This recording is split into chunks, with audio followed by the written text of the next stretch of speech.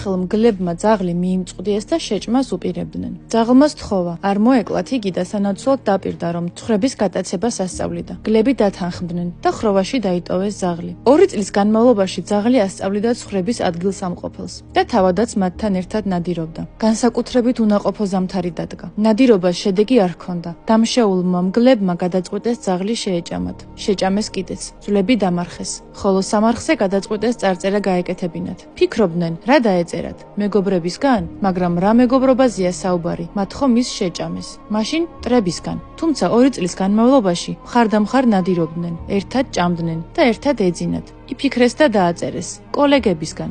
არიან თუ არა მეგობრები თქვენთვის კოლეგები, მხოლოდ მაშინ ხდება საცნაური, როცა სამსახურიდან გიშვებენ, ან თავად მოდიხარ. ამიტომ ყოველთვის მზად უნდა იყოთ, მეგობრებისგანაც და კოლეგებისგანაც თავის დასაცავად. სიფრთხილეს და ფხიზლად ყოფნას ჯერ არავისთვის უვნია.